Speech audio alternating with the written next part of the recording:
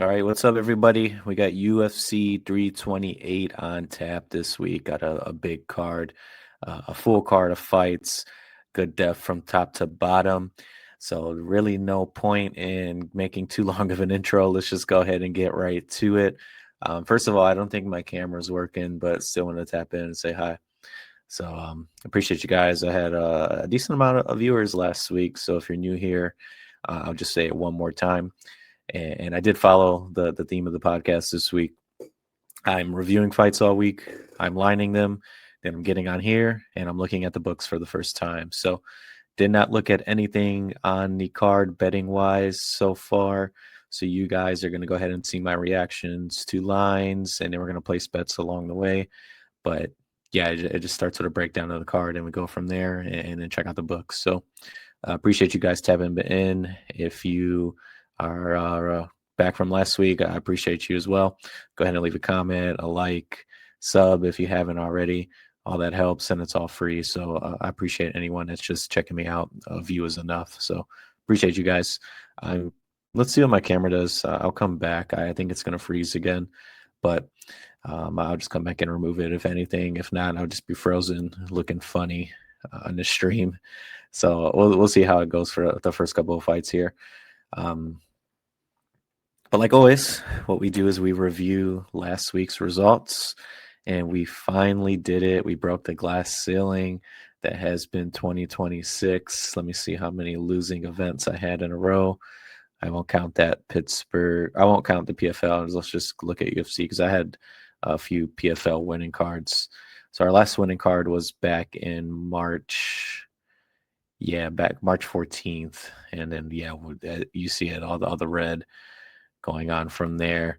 It was not a good stretch, but we finally went ahead and had us a winning card last week out there in Australia. Could have been a lot better. I know GM3 competed against Malkoon. Everyone was kind of upset with Malkoon. I kind of skimmed through that fight. I'm not gonna lie. I watched it in the morning real fast. I ended up having nighttime plans, and I wasn't getting up at 4 o'clock in the morning, so I skimmed through it during the afternoon on Saturday. I noticed Mearshart won that first round and kind of skipped to the parts where he was getting beat up. But Malkoon took that 29-28, so that was a good bet at the price. We ended up getting in at plus 900 after that line grew even more from where it was at. Prates got the job done. Sutherland got the job done. Morales, I had 29-28. I was biased, but kind of not going to expect him to get a decision in Australia against Thickness there. So not a bad bet whatsoever, since it was very close, and I thought at least it could have been a split, but 29-28 across the board for Thickness. Themba competed at times, just didn't have enough of the striking towards the end, especially in that third round. It ended up being a split.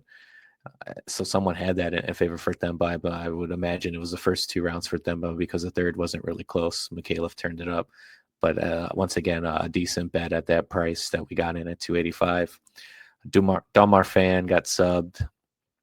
He actually got out of a bad spot and was in a position to at least get the fight up and stay away from the grappling, but he decided to commit to it and try to get some top pressure and got his leg caught. That's going to happen against jiu-jitsu, a high black belt jiu-jitsu practitioner like Cody Steele. So, yeah, just a fight IQ thing. He'll learn from it. I think he'll still be a bettable fighter for me because I do like his skill set. He just made a mistake on the ground against someone that was way better than him there. The cycle parlay, that was just a little shot in the dark. None of those hit or even came close. I don't think so. Well, the Morales by decision was close, but that was a donation. But that's just like a lotto thing. Parachurch wins by TKO. That was a fun fight. Ended up getting fight of the night. He ended up getting a TKO. Like I said, just being off more athletic and quicker, and was able to withstand what came at him and survive the wrestling pressure. And Gaziv, with just his gas tank, was eventually going to give out, and he eventually did in that second round. Johnson by TKO. I guess you could say I was way off there. He wrestled a ton. I was not expecting that against another wrestler. I thought he would be more striking, but with him being out of the cage for so long and coming out of retirement, you could tell that he was kind of just going back to where he's been more comfortable in his regional fights, since there was a lot of grappling there. But I don't know. He's a Muay Thai champion, so I don't know where this grappling came from. But yeah, he decided to go that route and was successful until he got subbed. And then our Salkio Ursig parlay cashed too with Ursig having a 29-28. So it was a little scary at times, but I felt like he was in control of that fight with his boxing. And Salkio went ahead and finished Dariush like we all thought he would. So 11 units out, 2 units back in for 18% ROI. It's not much, but after this stretch of fights, I will take it. And like they say, you just need to see one go through the net. And I'm hoping that this is the one and we keep it up. So we definitely have the card for it. 328 is looking pretty good. I'm probably lagging, I could tell.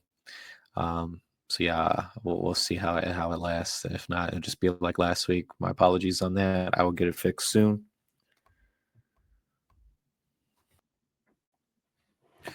All right, cool. We have UFC 328 this week. We're going to go ahead and dive in because we have 2 title fights. We have 11 other fights surrounded around that. The card is pretty deep, so I'm hoping we get some playable lines here. I do know that we do get a lot of chalk in these situations, so I am interested to see where the books are on a couple of these matchups because I do feel strongly on a couple of them. I'll admit the 2 title fights. I did see the lines because when they drop, people are usually talking about them pretty early. So when these fights were announced, the lines come out pretty soon after that. So I did see them, but I do have some entries, I believe, on both of them that will most likely go over today. So other than that, I haven't seen any of the lines. So let's just go ahead and jump right into it and break down our first fight, which is in the flyweight division. We'll start off with Clayton Carpenter first as I fight through all these ads. Everything has ads nowadays. It's insane. All right, it's cool. So Clayton Carpenter, 8-2 record, has a couple fights in the UFC after coming on through the Contender Series. He actually fought a UFC level guy in the Contender Series in Chavez and beat him pretty much with the wrestling. It was a close fight. I believe it's 29-28 in his favor, but ended up getting a contract there and moving on. Has a 2-2 record with the UFC. Just to go over his skill set, striking wise, he's pretty much only boxing. It's a lot of hands. He can throw calf kicks, but who can't throw calf kicks at this level? At this point, though, he's really just mostly a boxer wrestler. And with his boxing, it's not the cleanest. He kind of has a hunched over stance that allows him to get hit up the middle, and he kind of just gets caught by combos because he's constantly hunched over, and his chin is just kind of like there in front of his opponents to get hit. So he's not the cleanest with his punches, especially if he's throwing more than one. If he's putting any type of combo together, he's not really getting his hands back to his face, and he's too hunched over in his stance to really dodge anything and use head movement. So that's something I think he needs to work on with him being square in front of his opponents when he's striking. He does have fast hands, but he's really not the most accurate.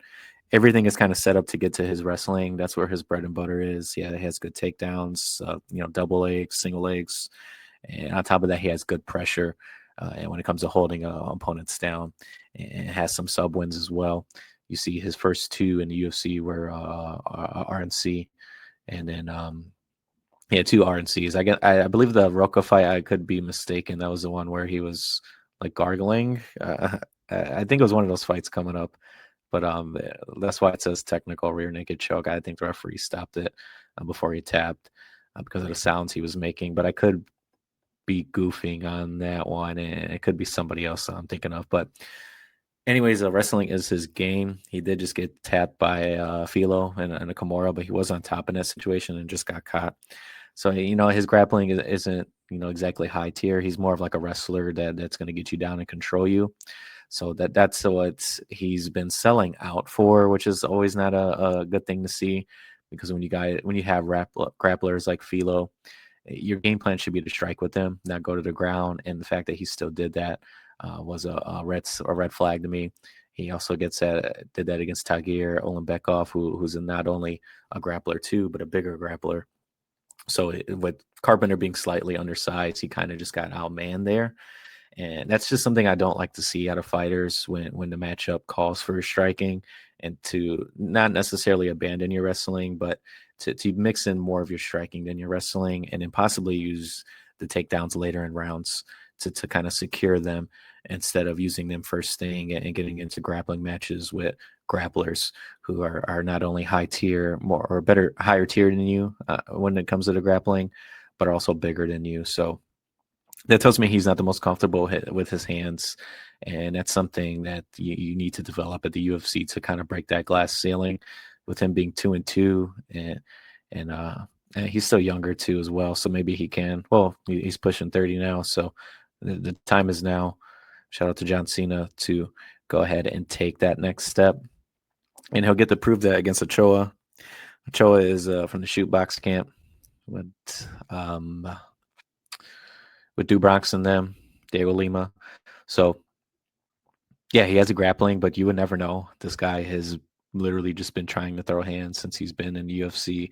What's going on his second year now, and I mean, he does have the grappling. He's been taken down before, but he has good defensive grappling to work up. And then, but his bread and butter is going to be his striking. He has good power, good volume. He's down the scrap, so he can be hit. But his chin has looked pretty decent so far.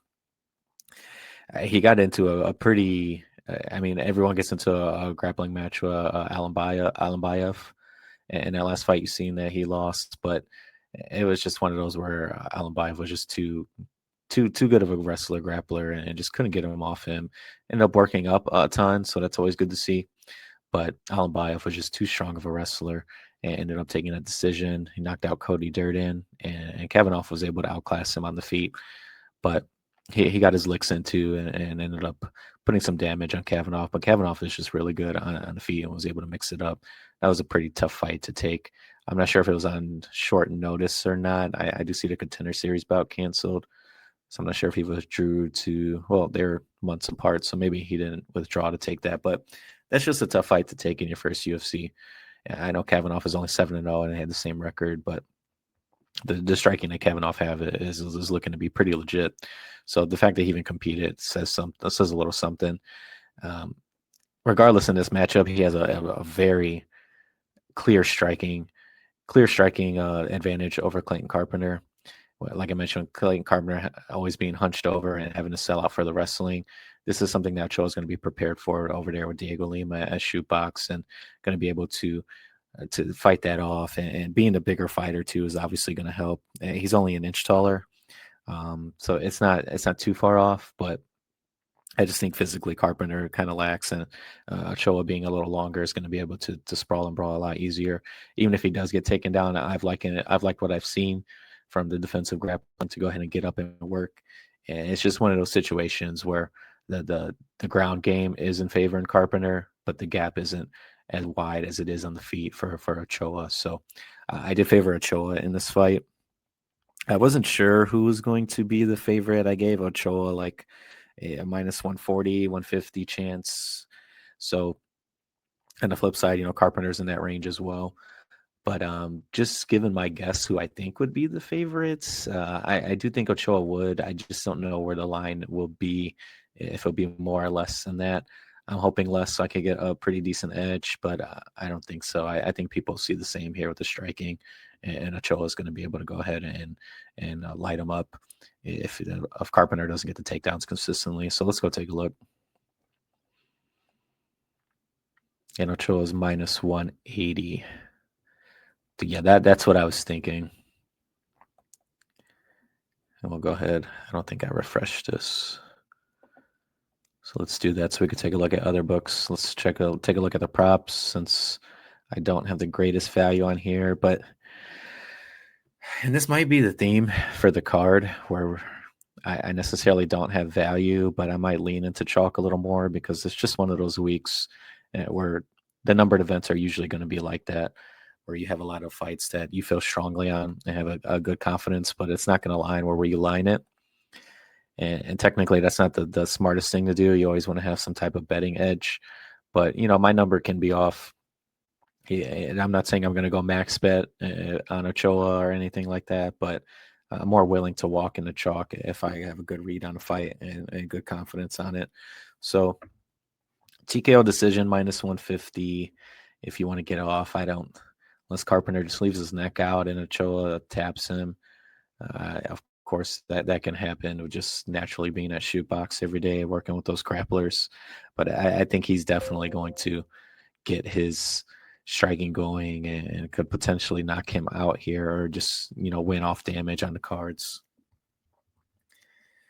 So let me see what we got on other sites. I want to check that decision TKO prop if I can get it cheaper.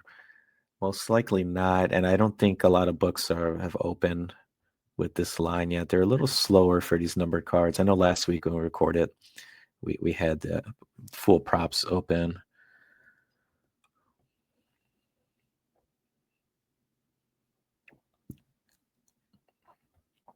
So 152, it looks like the only book that has it open is the same price.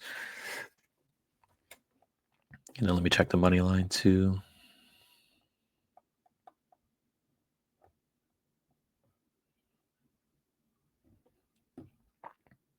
So yeah, everybody looks consistent. I don't know if this line has moved. Who's at 205? FanDuel. So yeah, it doesn't look like there's been a lot of movement. Another thing with these numbered cards, these lines have moved like a ton, and a lot of fights leading up to the fights, and I know that's natural. I know a lot of people try to scream FBI and scream rigging, but the market usually wakes up after weigh-ins and closer to the fight card, and then the public comes in on top of that. So there will be a couple matchups that if I do see the lines are off, I'll wait, and this may be one of them. I don't know. I wish I could single game parlay the over 1.5 and the money line. What's over 1.5? 340. So it would most likely push it up to like the 130 range if I just kind of had to do my math on it in my head. If not, like close to 125. So to be determined on Ochoa. I want a position on him, so I may try to see if we could get a better double chance prop on him, but we'll circle back and see what we could get. But I like Ochoa in that matchup, and I wouldn't mind taking him by TKO decision minus 150, or if you could get it better, which we'll wait for to see where other books open at and see if we could get it something better.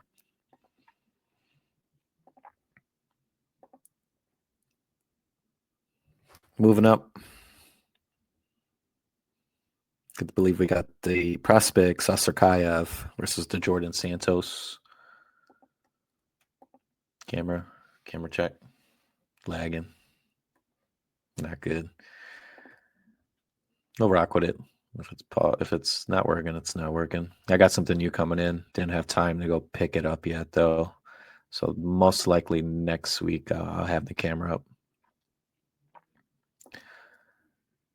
All right, so actually we'll start with Santos. I'm fully expecting him to be the underdog, just knowing what I knew about these guys going in. This seems like a setup spot for Sasarkayev because they seem pretty high on him. And I'm already talking about him, so let's just go to him. He came into the Contender Series. He was the guy that got booked like the same week as his Contender Series fight. They rebooked him for against Eric Nolan, who was kind of a nobody. And just to get him on that card, I believe it was a August 16th. I'm not sure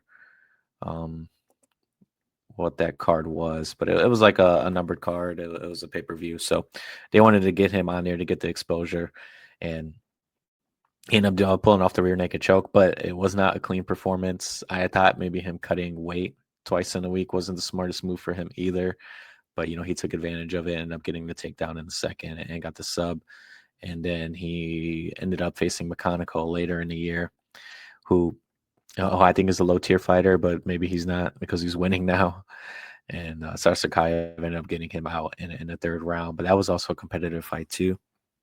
To break down Sasakayev, he's very well rounded. Good boxing, can mix in his kicks. Yeah, sorry, I had the wrong notes up. I was going for Santos, but the same applies for Sasakayev in terms of just overall striking, good hard punches and kicks. He could kick to the body, which I always like to see. Looks to have decent power. He just got the DKO with like a beautiful right hand on Mechanico. So the power seems to be there as well in the class. 9 TKOs total out of his wins. So that's a good thing to see. And it's mostly good to see because he has grappling to go with it. His first win was the rear naked choke, but he has shown good wrestling, able to control guys and threaten submission. So the combination of both at this age is really good to see to build on. On top of that, he is in middleweight, where any type of well-roundedness and power and just finishing ability is going to get you past this lower tier, and it's a mid tier. And if you develop from there, and you're in pretty good shape to go ahead and at least last a long time in UFC, because this weight class is down right now. And the only thing I really had circled on him is he was rocked against Nolan. He looked to be on skates against McConaughey at one point, and he's undefeated, so I don't think he's ever been finished. No. But I don't like when he gets hit. He kind of smiles and shakes it off. But it's one thing if you're not getting rocked when you do that, but when you're getting rocked in fights and you continue to do that, and it kind of just makes you look stupid, for lack of a better word. It's just something I hate seeing if I'm betting on guys and they're getting tagged, and instead of just like locking in or just smiling, or they'll fist bump the guy like, "Hey, nice hit."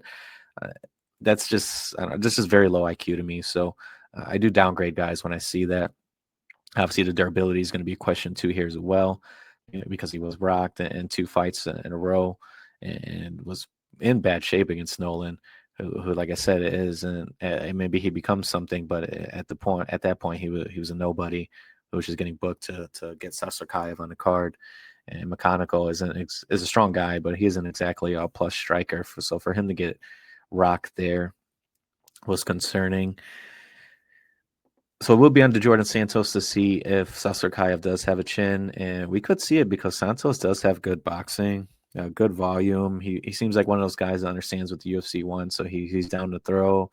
Of course, he's going to get hit back because of that, and he showboats a little bit. So you could just tell he's one of those guys that wants to go ahead and put on good fights for the fans. So that's a good thing as a fan, but not so much as a bettor.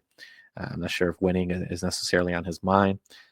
It is, because he wants to make money, but I think at the end of the day, there's going to be a lot of fighters that are looking for more longevity and want to give the UFC what they want after seeing guys get cut for just focus primarily on winning, especially at this lower tier where he really doesn't. I feel like he knows his ceiling is capped. I mean, he is 28 and has some time. Maybe he develops, but I just don't think he's going to be any type of championship fighter unless he shocks the world. But striking wise, good boxing. Looks to have okay power. He can be hit, but um, he's down to brawl, man. And his reactions just aren't there to really be a brawler. He'll throw a couple combos and land them, but after he's done throwing that last punch, he's there to be hit. He's not necessarily getting his hands back to his face or using head movement to avoid what's coming back at him. So, as much as he's willing to brawl, his defense is not there. It's not good enough to go ahead and survive a lot of those exchanges. So grappling wise, not a good wrestler. He can mix it in after he throws combos. If he has guys up against the cage, he'll throw a 1-2 and then dive at the legs. But I don't think that's a worry here at all against a better wrestler. And then his takedown defense, he has stopped takedowns before. He has a couple good sprawls, but it was against like lower level guys. I believe in that contender series matchup was against a wrestler that really didn't know how to strike, so he couldn't set up his striking to get to his wrestling. So it was very predictable of when Santos had the sprawl. So he did a good job there. So I would give him like an average grade, but against a better wrestler, I could definitely see how he could be taken down. Also, I'm not trying to be funny. I don't think he's 28, man. There's no way this guy is younger than me. I was looking at him in the face, and I know that's sometimes a thing with these Brazilians and um, or is it like Venezuela or like some other Hispanic countries that lie about their age. But 28, there's no way. This dude at least has to be 30 something. If you look at him in the face, he does not look like a 28-year-old. I don't know if he's lived a rough life before this, but I think he's older than what he says he is. He's kind of, his reaction speed kind of agrees with me too. He doesn't have the reaction speed of a 28-year-old. So that is something I did write down. But wrap this up, I think Sasarkayev is just a way better fighter. He has a finish ability, so I think he's going to be I don't even want to put a line on it because I do think he's going to be a pretty high favorite. So we'll just go ahead and check it out. And minus 700, yeah, that's exactly what I was thinking. Which I agree. If Santos can catch him, and I don't think he has enough power, but with Sasarkayev showing us he can be hurt against lesser comp, this is a slight step up from what he faced, at least striking wise. So it's there, but Sasarkayev should end up getting the finish here. 450 sub, I would probably think about that because Santos, there could be a situation where Santos lands a 1-2, and Sasarkayev is like, okay, let's just take this to the mat. I don't think you can compete with me there. I'm stronger. I'm more athletic. So plus 450 does interest me. Let's look at the double chance props.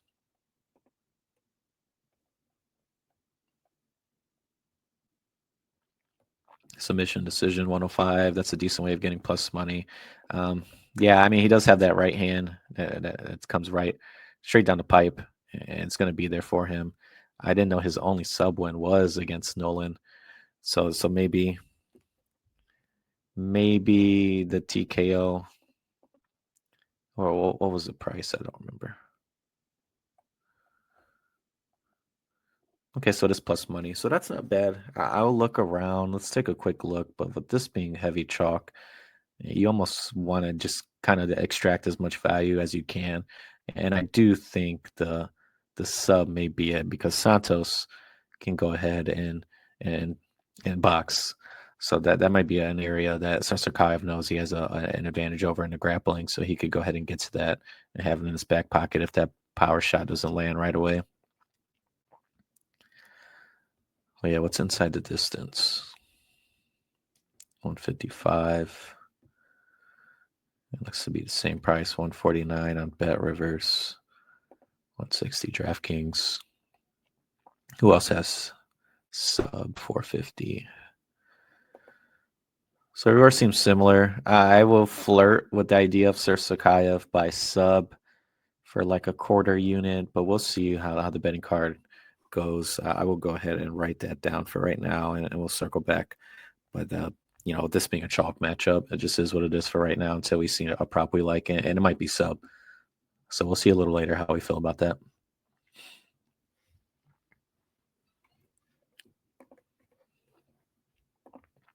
Sabatini, William Gomez. Interesting fight here. Interesting matchmaking, that's for sure. I feel like Sabatini has been on a little streak. I thought he deserved someone a little higher on the totem pole, but Gomez is no slouch. 15-3 from France. Has a 501 record with the UFC. So I guess this is a good matchup. I don't know his ranking. I don't really care too much about rankings. But if you want to move up, you want to get higher ranked guys, and I feel like Sabatini could have got someone that's a little higher ranked, or at least highly regarded, and at least not be the third fight on the card. But regardless, here we are breaking down Gomez. He's pretty much just going to be all striking. The thing I wrote down is he's just very low volume. He seems too interested in getting decisions here, and that's something that's obviously that's something that's going to get you in trouble with the UFC. They want finishers, or at least want guys to go for it, and I don't feel like he does at all. He's very low volume, and he's more focused on his range control than he is his striking, and that's something he needs to develop to be more to higher his ceiling. A lot of his fights, you see, they're all decisions. This body kick one, that was the fighter thought it was a low blow. I don't remember if it was or not, but there was just a lot of controversy around that. So these easily could be all decisions for him. I mean, it's smart in terms of winning, but when you're going the cards and you're relying on the judges and you're low volume on top of that, you get what you see here, and split decision in these two. I believe this may be some 30-27s mixed in here, but these are against lower level talent as well. Oh yeah, the split against Francis Marshall too. So that's 3 splits out of his 7 wins. And it's just one of those situations where if you're not putting up the volume and you're more focused on your distance management, you're not making rounds clear enough, and eventually these are going to turn into losses. As you see, the one against Hyder Emil ended up turning into a loss. Emil just put pressure on him and was the fighter moving forward, so he ended up getting that fight in his favor. So, I mean, he has the tools. He's long, throws nice punches up the middle. He could kick, but he just doesn't let it go. And until he lets it go, he's kind of like a fade for me. And I mean, in this matchup, he will have a striking advantage. So if he can get to his usual game plan, he should be in a good spot to win. But Sabatini is just a beast on the mat. I mean, he's a plus wrestler, excellent grappler. That's where he's been known for a long time. You see, he's been taking grappling matches in between UFC bouts, and he's doing this against other decent grapplers like Jonathan Pierce, who's known for his grappling. Brito has the TKO wins, but he's mostly a grappler, and Chepe is no slouch on the ground either. So he's put together a nice little win streak. You know, he's been finished against Lopez, and he's been finished before in other fights. So the durability is a concern, but he's just one of those guys where you're playing that the matchup is, can the other guy stop the takedowns? If he can't, then he's going to be in a long night for Sabatini, and Sabatini is most likely going to just hold him down for 15 minutes, if not get the sub. So with that said, we really only have one question here. There's really no need to keep going into this matchup. Do I think Gomez could stop the takedowns? He's been taken down before by lesser guys. So I know that is kind of playing the MMA math game. But with his game constantly being worried about range control, I think Sabatini can go ahead and work to get on the inside and eventually get Gomez up against the cage, lock his hands around his waist and get a double leg or a trip takedown. So I believe it's possible if we know, especially since we know Gomez has been taken down, has a decent get up game, but nothing against Sabatini's level. So I got Sabatini as a favorite here. I got him like in the minus 150, 160 range. Because I think the path is clear as day for him, and I think he gets to it here. If Gomez was more of like a power guy, that could put him out, which he can be if he decides to throw, but he just hasn't yet. So I think he's going to go ahead and use his range control and end up getting backed up enough for Sabatini could go ahead and get takedowns and work his game. So let's go ahead and see what the line is at.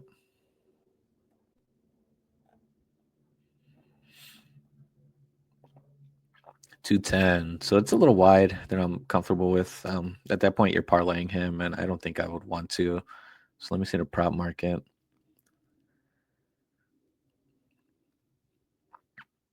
$155 decision. That's not bad. Sub decision, 175, which is, a discount from his money line. I don't really see him unless he gets some ground and pound in. But I think Gomez just being athletic and being able to work out of spots, I don't see any TKO, and he only has one in his record, so I don't see it coming here. To me, that's essentially his money line.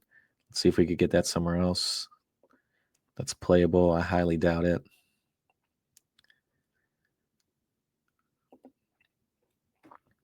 And so far, it is going like I thought. It is Chalk City. Nothing really playable upright. We're only 3 fights in, but not looking great for straights this week on the money line side, at least.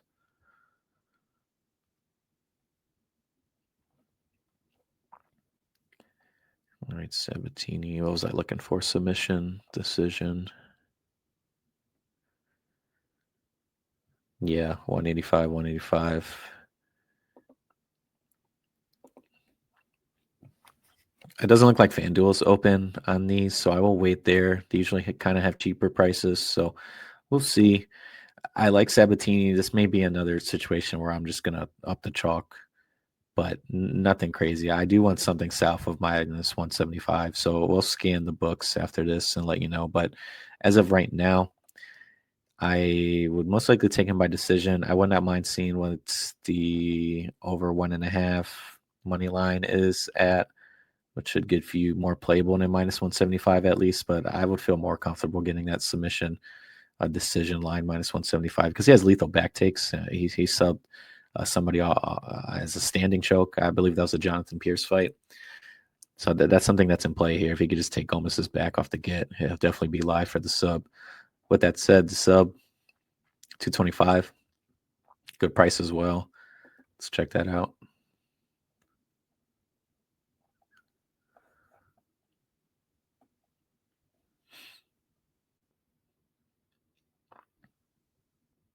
Okay, so 240 looks the best price, and we got to book at 167.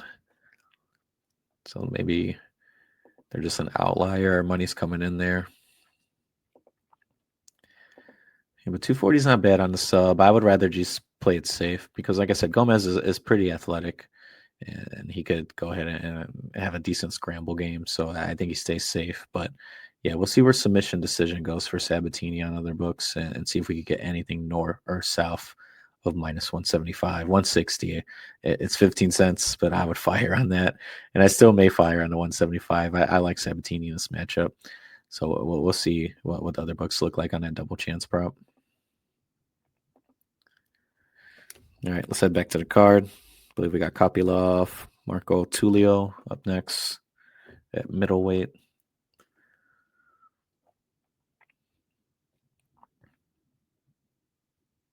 Good matchup here. I like the matchmaking with Kopylov and Tulio. Tulio, it came in with some decent hype. We ended up cashing on fading him against CLD. CLD went ahead and got the TKO on him, where he kind of had a coming out party. He broke his glass ceiling in that matchup where he just came at Tulio and ended up knocking him out off the pressure alone. But Tulio wasn't exactly fighting a bad fight there. He was landing. Leroy Duncan is just a beast, and ended up getting like a spinning back fist that landed on Tulio. That was the start of the end of that fight. So he wasn't exactly fighting bad. He just ended up getting caught with that spinning back fist. That's going to happen, especially with someone as good as CLD. So that was a tough matchup to take. But the two other fights, he did what he was supposed to do against Gore and Pretoria. He beat Gore pretty bad and then knocked Pretoria out. But like I mentioned last week, Pretoria is pretty low level. And now he get Kopylov here. I faded Tulio because I think he's just primarily a power guy. That's all I really see from him. I know he has some grappling, and I believe, is he shoot box too? He is shoot box, so he has a grappling. He can get to it. I believe he used it in his contender series fight against Yosori, and that was when Yosori looked like a completely different fighter. I think he got some of that black magic from Pereira after that fight, and ended up turning up. But Tulio was like a crazy underdog in that fight. Yeah. Oh no, actually it was even. Never mind. I don't know what fight I'm thinking of then, but yeah, like I said, he has a good power punches. Throws a nice power right hand that Kopylov will have to watch out for. Decent kicks. He will go to the body, so he mixes it up. Like I mentioned, he does have the grappling, but it's not a strength of his. It's kind of average for the weight class, so he can mix it in if the matchup is there. But outside of that, I don't think he's really anything like special. He has a right hand that you have to watch out for, but if you watch out for that, I think this will pretty much just turn into a pure kickboxing fight. And yeah, he's been hurt before. He was hurt against Gore. He's been finished two other times. So he's one of those killer be killed guys. It seems like, and he just had the matchups where his power has won out. But if you watch out for the right hand, I don't really see anything else he throws that you have to be truly worried about. He's a strong guy, so he can make me look stupid and drop him with a head kick or something. But I just don't rate him the highest outside of his power. And I think if you can manage and watch out for that right hand, you could be in a good spot to take him to the cards, or even land a power shot like COD did yourself and take him out, since his durability, you can question it after being hurt against Gore and then finish against COD at this point. So he'll take on Kopylov, who's been around a lot longer and has hit a glass ceiling. He lost against Paulo Costa and RoboCop in two straight. Before that, he had a decent record. He's really only lost to legit guys so far. That split decision should not have been a split against Cesar Almeida. And then the Chris Curtis fight was close. I do think Chris Curtis is a good name. I know he was a little older here, so some kind of looked down on Kopylov for making that close, and the stoppage was a little controversial. But yeah, before that, he had the TKO wins, and he looked good. He had the highlights. It's just volume has seemed to be an issue with him as of late. I don't know if he's just kind of scared of the power coming back at him, but it definitely seemed that way against RoboCop. Anything that was thrown a power at him kind of shut him down, and he had a good third round. But he just refuses to let his hands go as of late, and it sucks because he's accurate. He's a clean kicker. He just seems to struggle with this power that's coming back at him. Costa just put it on him for 2 straight rounds, and Kopylov took the third. But it's just the fact that he wasn't throwing it all and allowed Costa to get flow in, and he just couldn't break him out of it, and he couldn't let anything go. So, in terms of recent form, it has not looked good for Kopylov. I don't know what it is because he has good cardio. His durability is good. I don't think he's ever been finished, at least by TKO. So it's just something he has to switch. And if he does, I think he could get back to this prospect that we thought could at least make a little bit of noise and stay in the rankings for a long time. So if he does, I think he definitely can beat Tulio here. I've lined this close to a pick 'em. I did give a slight advantage to Tulio because of the power and just gave him more of the finishing upside. But Kopylov has a little bit of that of his own. So I really had this as a pick 'em with Tulio being the slight favorite. So let's go ahead and check out the deal we got. Kopylov 160. Wow. So people are still in love with Tulio's power. Kopylov plus money and plus 3.5. That might be an angle I'm looking at. I want to take him to win, but after last week, what we went through, I still have it up. If I don't remember the lines, but I believe they were playable if you took 3.5 on Morales, Gorimbo, and then Mearshart definitely plus 3.5 would have been nice. So yeah, the fact that I'm getting plus money for plus 3.5, I could definitely see a world he survives. And his last 2 fights, I believe he took the third rounds. I'll have to double check on the RoboCop, but I believe for Paulo Costa, he definitely took the third round. And let me see if DraftKings has it up. They won't have it on the fight odds site. So I'm just checking on my phone here real quick. It's minus 110 on DraftKings. So what I'm going to do is I'm going to lock this in right now.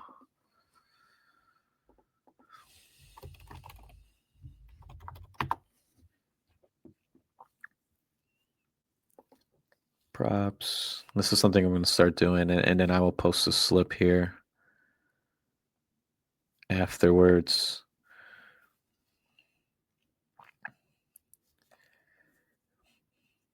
But I just went over it on stream, so there shouldn't be no controversy around me doing this right here. Plus 3.5, 105. I'm trying to think of how much I should go on it unit wise. So maybe we will wait and I'll contemplate that. I just don't want this number to change because, like I mentioned, it looks like it may have just released on DraftKings, but maybe not because they do have other fights lined. So I know this is usually release day around here. Plus 305 at plus money to go ahead and just have him win a round and survive, I think is a decent play. Like I said, I still had Tulio as a favorite, but with this being so wide, I'm basically getting what I thought Kopylov's money line should be at plus 3.5. So I will have a decent. Let's just go ahead. I'll do two. Oh, that's the odds. What was it? Plus 105. Yeah, let me make sure it's the same on my phone because, and let me place it on my phone while I'm doing it too because I don't want the haters to come out. Even though I don't think I'm even somewhat popular enough to have haters. But you know how the game is. Okay.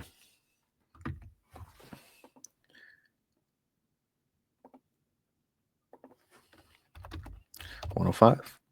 Bet 365. We'll go 2.5 because I like this. I think he could win. I think he could definitely outpoint Tulio. I think he could finish Tulio. So to get the 3.5, I'll take it because it just takes one punch to rock Tulio Silva. Like I said, we've seen it in 2 straight fights from him where he can get hurt. It's just a matter of the other side surviving it. And if these guys slow down late, it's going to turn into a technical brawl. And I think Kopilov's bag is just a little bit deeper than Tulio's. So we will lock that in. Let me make sure I did it right.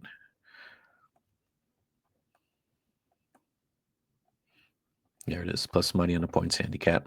Take it. All right, we're in. So let's go ahead into the next fight. It might be the man Jim Miller. Let me see. Jim F. and Miller.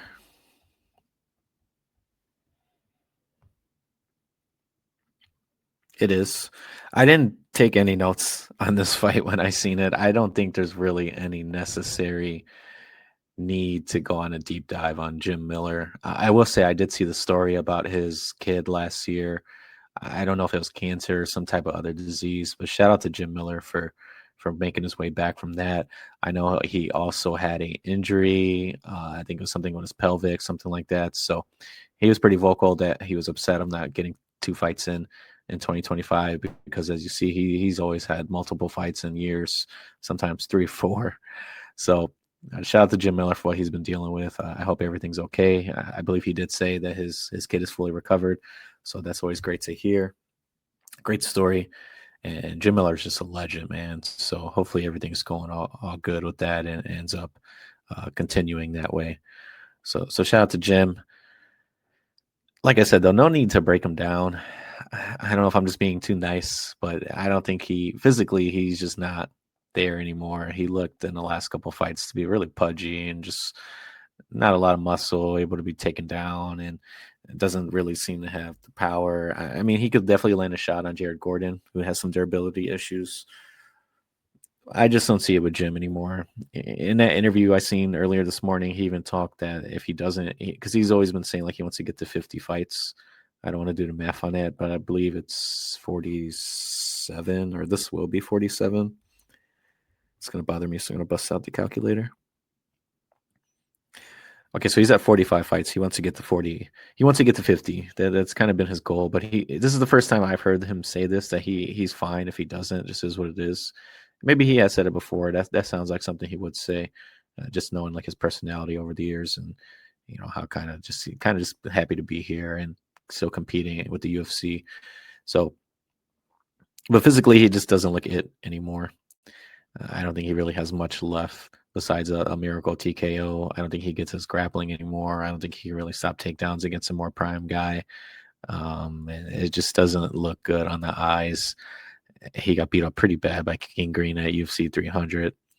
He did get the Gilead against Damon Jackson, but Chase Super pretty much just took him down at will and wrote him out for that decision. So I'm all the way off Jim Miller. And I was expecting Jared Gordon to be a pretty sizable favorite here, even though maybe he doesn't deserve it. He was famously known for getting hit by a car or some shit before that fight against Rafa Garcia ended up getting finished. I forgot exactly what happened, but he got struck by a vehicle and still entered the fight, and everyone was freaking out about it if they had a bet on him, which I believe he wasn't the favorite, but a lot of people liked him as a dog in that fight.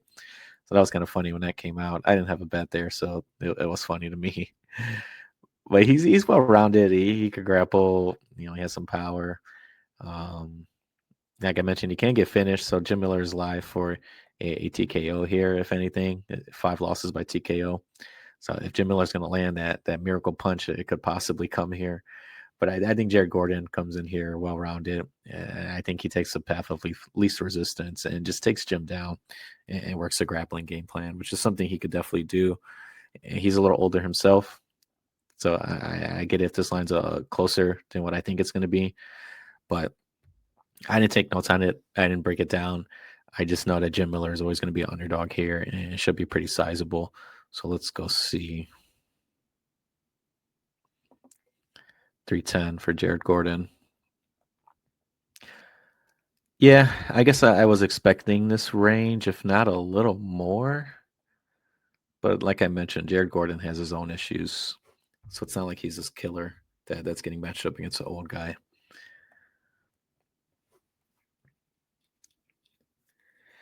Yeah, I don't know. I guess you can say Jared Gordon's a decent parlay piece if you just wanted to completely fade Jim Miller, which I may have some interest in doing. We'll see how the rest of the card comes together. I'm interested in the fight on the main card with older fighters too. So maybe I have an old head parlay that comes together. We'll see. Points. Yeah, so fight goes to wait a minute. Okay, Jared Gordon by points minus 110. I guess that's an angle. If Jim Miller survives, I don't think Jared Gordon's really too dangerous anywhere. It would take Miller kind of just declining a ton to go ahead and get finished, but you never know. Gordon does have a kind of land a sneaky punch on him, and we'll finally see the demise of Miller's toughness and durability. So, yeah, I will see later, but I am somewhat interested in Jared Gordon as a parlay piece just to have something against Jim Miller. I'm checking out the rest of the market. That was 310. 300 on a couple sites. I don't believe these are the mainstream books. Yeah. But yeah, you're in that plus 300 range. I don't know if this has seen any movement at all. Looks like, yeah, Jared Gordon got bet to this 320, 330 price you see. So yeah, I'm interested in Jared Gordon as a parlay piece because I just want to have something against Miller. I think physically it's just not there anymore. It's going to take a miracle TKO to get going, but or to get him a win. So I think Gordon is being more prime, is going to be able to use his wrestling and get this done, or even keep it on the feet. It's kind of just outbox him. So there's multiple ways of Jim Miller at his current physique. Like I mentioned, coming off an injury last year too, pelvic injury. I know he has an injury in his shoulder, and he had another major injury. So as long as Jared Gordon's not getting hit by any cars here, he should take this. So I will flirt with the idea of a parlay piece this week with Gordon and probably pair him with another fighter I don't have the most confidence in, but think he's going to win. But we'll get there when we get there. Grant Dawson versus Rebecca. I had this fight circled. I like this fight. This is another good matchmaker right here. Rebecca has just been in nothing but wars lately, which can be used against him because he's taking a ton of damage. He just has that facial structure too. That as soon as you punch him, his face is gonna blow up. He cuts easy. He swells easy. He's just one of those guys that looks like he's been in a fight, no matter if it was a war or if it was just 15 minutes of low volume, but a couple punches landed. He's just one of those dudes that wears everything. So I mean, the Diego Fieri ended up getting finished. He ended up gassing in that fight, so I hated that. He was on a pretty nice winning streak before that, I believe. No, not undefeated, but only had one loss before that.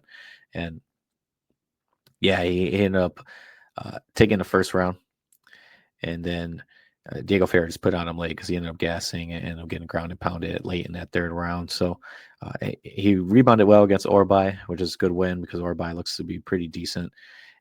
Orbai doesn't really move his head, but Rebecca was ended up tagging him and fighting off majority of the takedowns to go ahead and take that fight, which was a crazy fight. Got fight of night honors. You see, he's off 3 in a row fight of nights here, which I didn't think that Klein fight deserved fight of the night, but I also don't know what else was on that card to compare, but that wasn't really too crazy of a fight. Maybe it's just Rebecca's reputation getting him that performance bonus right there. But regardless, he likes to stand and bang. He has wrestling if he can get to it. I don't think that's a factor here because he's not going to want to go to that world of Grant Dawson. But striking wise, he's a good boxer. He's strong. Thing is, he's very small, so he has to get in that pocket, that boxing pocket, to cut off the distance and land some power strikes there. So that's always a concern for me. That's pretty much why he always gets tagged because he's always going to give up some length and just the way he has to fight. Facing longer guys like Duncan or Orbai, who just moved up a weight class. So that's going to be the situation. But like I said, not the greatest concern here against Grant Dawson, who has little to no striking. And then The takedown defense is okay. Like I said, not a lot of people want to go in that world with him. He stopped Orabai, who is a very excellent wrestler. Orabai did get some takedowns, but that's going to happen. But the fact that he stopped him a couple times, it was good to see. Diego Ferreira ended up getting takedowns on him, but that was after he was gassed. Um, so yeah, I mean, he can be taken down, but the fact that he has wrestling in his back pocket, and he's really good at getting underhooks in and kind of just like stopping guys.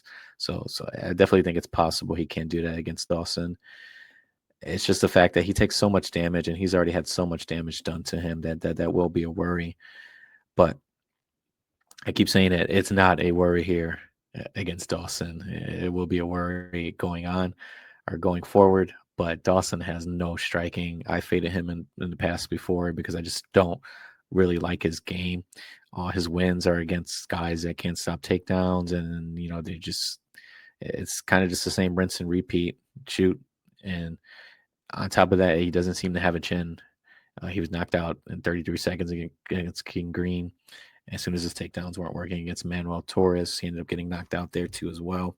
So he's just not really a guy I rate too high because he has to sell out for the grappling and his striking hasn't developed at all. He cannot throw a punch, throws blind kicks. There's just no setups to the grappling. It's either he's in a position to get a takedown or he's not. He likes to spin a lot of times. That tells me you're not comfortable. I mean, like spinning strikes, spinning back fists, elbows. He can't get caught up doing that. He's just not a comfortable striker yet, and he's been in the UFC for way too long.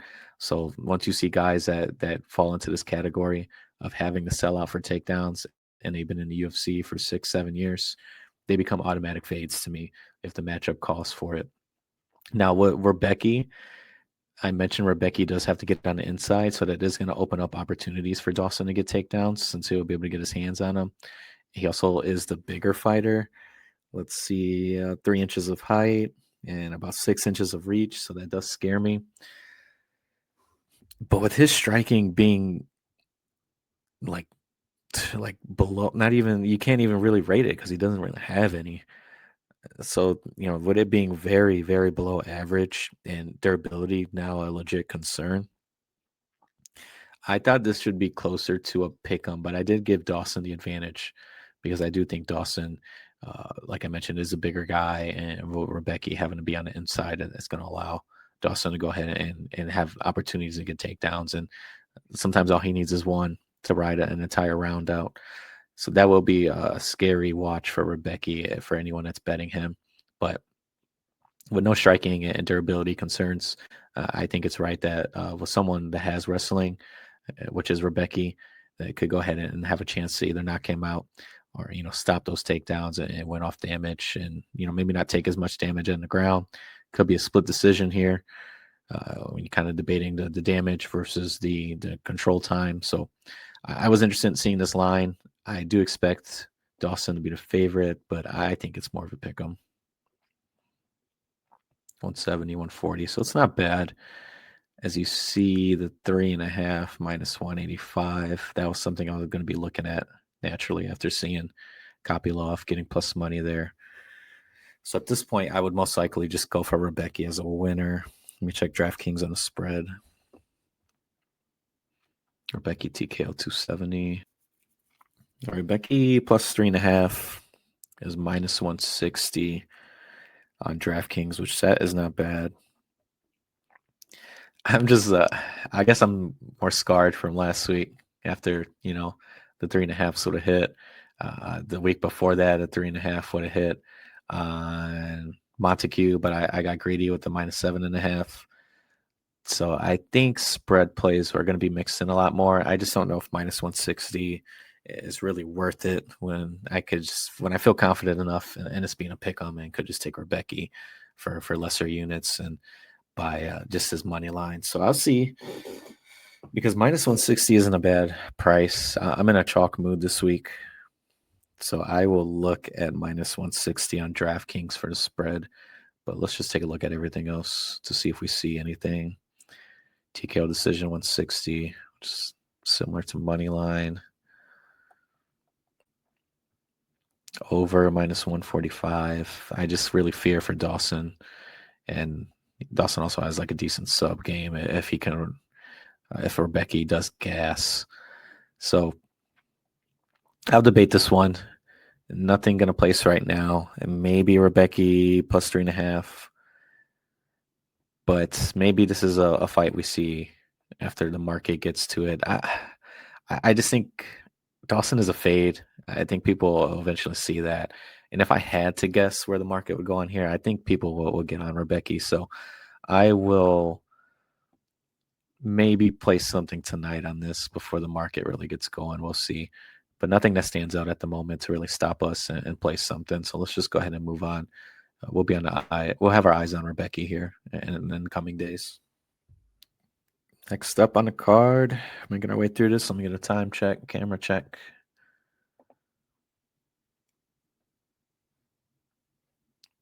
Still lagging. Yeah, it's not working. I could tell.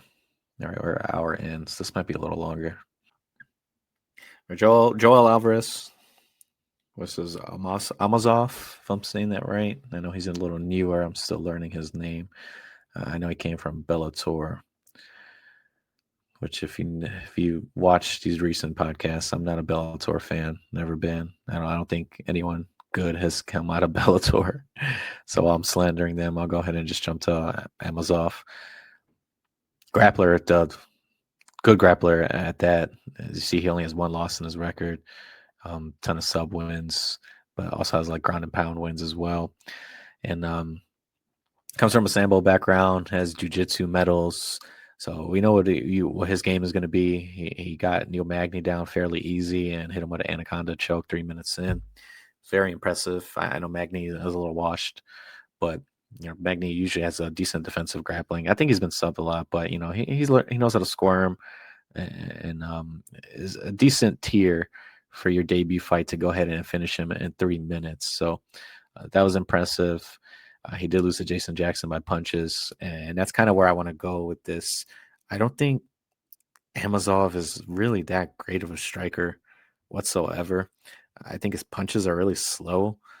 They also come from his hip. The fight against Logan Storley, I'm like, damn, this is the most Bellator fight ever. It's just two guys that can't strike, and they're going at it. And since their grappling kind of canceled out, so I don't know. I wrote down that he can't punch, and I could be wrong about that. I try to watch as much as I could. It's also kind of hard to find some Bellator fights, but I did find their most recent ones, and that's what Jason Jackson kind of used. He was just able to counter him and piece him up and finish him in that third round. So if he's not getting to his takedowns, it's going to be pretty difficult for him to compete at the UFC level, I believe. He's kind of all kicks, and then when he gets his hands on you, that's where his game is at. But he doesn't really have the punches to set it up. And with them coming from his hip, he's going to be able to get countered fairly easy. And the fact that he's been finished by Jason Jackson, that's another concern with durability. He's going to face a power puncher here in Joel Alvarez. So this is going to be a real test for him, I believe. But I do think the matchup will call for him to be the favorite, because Alvarez, as much as he passes the eye test with his striking and all the finishes he has, including subs, so he does have a grappling game, he's just been taken down way too much. He was taken down. You see, he got finished on the ground by, I guess, Arman, which isn't the most damaging thing to your record, because Arman does that to everyone. But he's been taken down in a lot of other fights too, so it is a legit concern at this point. On top of that, he is moving up. I believe this is his first fight at. Okay, no, he fought Luke at 170, so I'm mistaken there. But yeah, this is the second fight against a better grappler, I would say. I mean, Luke is a top tier grappler too. Don't get me wrong, but this is someone that's focused on it and has a sambo background to work in the wrestling a lot. A lot more effective than Luke, where Luke is at in his career right now. So to speak a little bit on Alvarez, like I mentioned, he does have finishing upside here. Good punches, good kicks. He kick to the body. He looks to have a decent power. He's also a guy that I mentioned from earlier that he can smile when he gets hits. I just hate that. Can wrestle when the matchup calls for it. will not call for it here, but he does have a sub game too.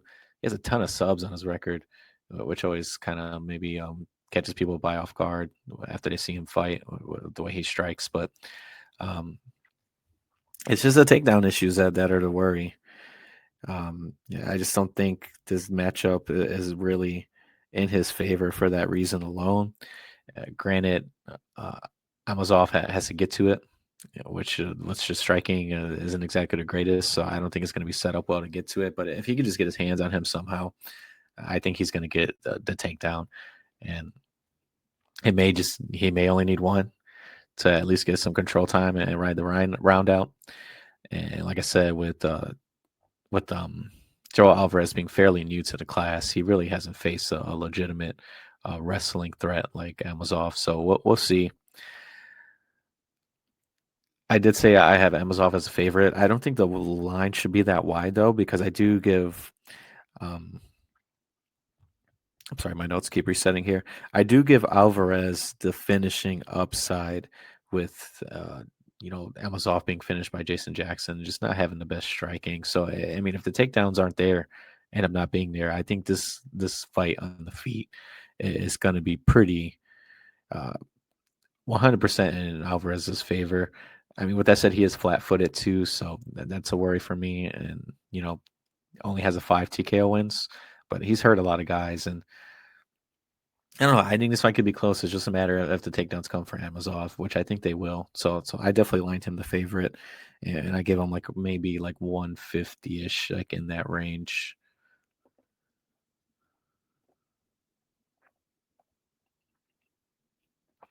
So 175, some more chalk.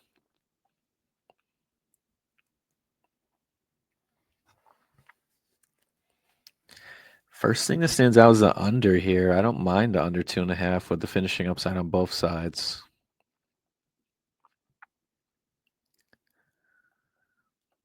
So I'll look at that. But like I mentioned, I had Amazov like in that 150 range. So I don't think there's much value here. With his striking lacking too much and this only being his second UFC fight, I don't think I would pay this on him. At the same time, Alvarez's takedown issues and newer to the class is most likely will be a skip for me. I'm just not too confident on either right now. So yeah, we'll see. I like the under. Let's see if we could get it at a better price somewhere else. I don't know if it's the site or my computer, but this is slow. It's probably my computer. Please, please just show me the under.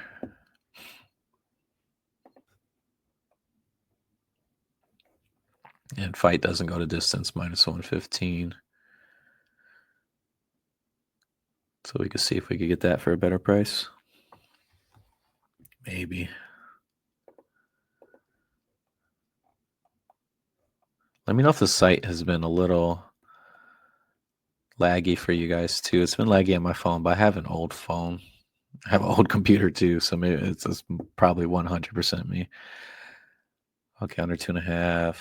So plus 100 on a couple sites too.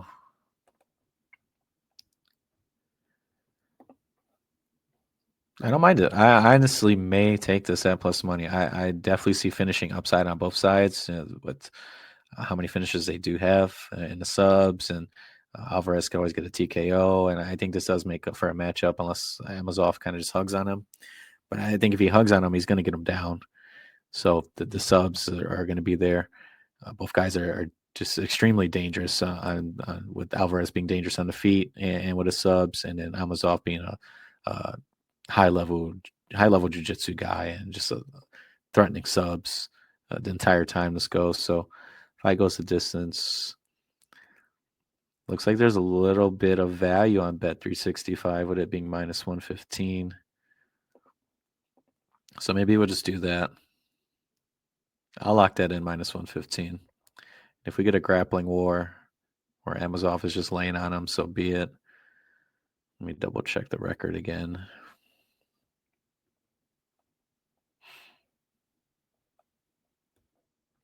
Yeah, a ton of finishes, man.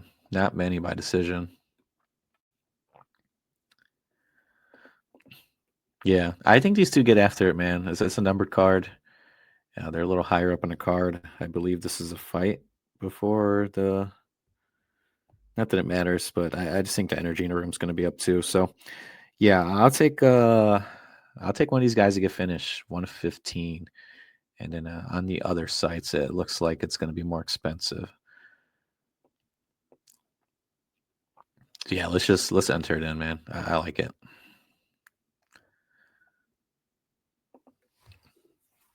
I won't go crazy on it though, because I'm just not. I've never really been good at these fight doesn't go to distance props. I rarely bet them, but there's just so much finishing upside on both sides, so I will take this.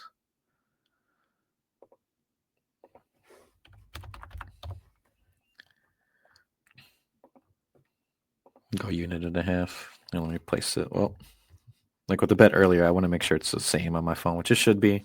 But I did notice when I got off stream one of these times that it was different. I don't know if the line moved, but it kind of sketched me out because I was talking about it at a price that it wasn't when I looked at my phone.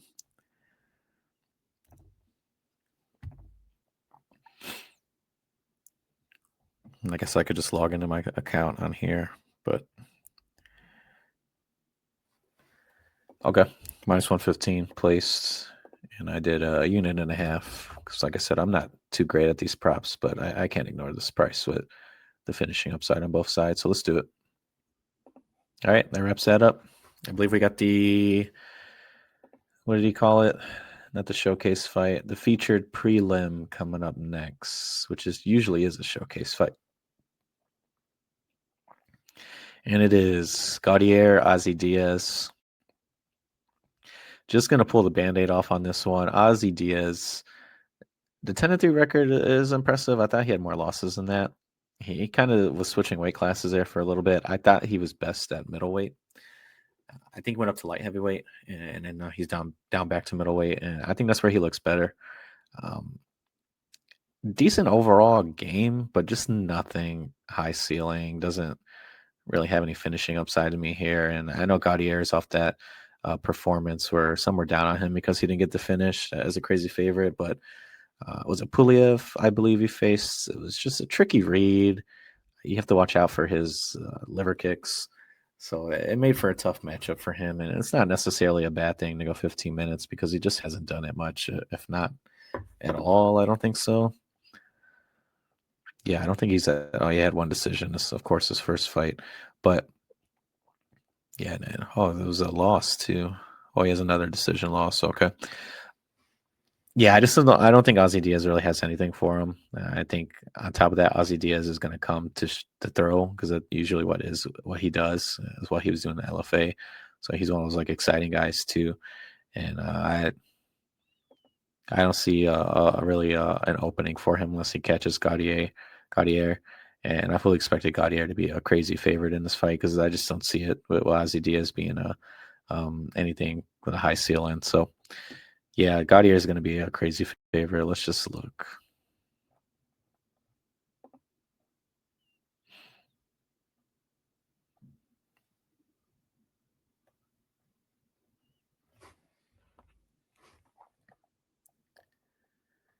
And he is 1100. Expected it. I don't know. I just always shocks. I mean, it doesn't shock me, but you know what I mean. Just seeing these crazy numbers. Seen it last week with Malkoon, which was not deserved. This one may be a little deserved because of the power on the other side, and he seems to getting better. Like I said, I do like the going to 15 minutes last fight. It wasn't a bad thing in my book. I think I did bet the TKO, so it probably was a bad thing in my book just to correct myself. But yeah, 450. There's just nothing here. I'm not going deep into the props of first round TKO, anything like that. That's never been my game. So pass. This is an easy one. I'm just passing here.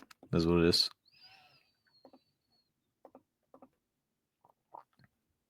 Main card. A lot of interest in this main card. I mean, two championship fights. Trying to think of the last time we've seen that. Obviously, we get them a couple times a year, but it's been a little while. So let's just jump right into it.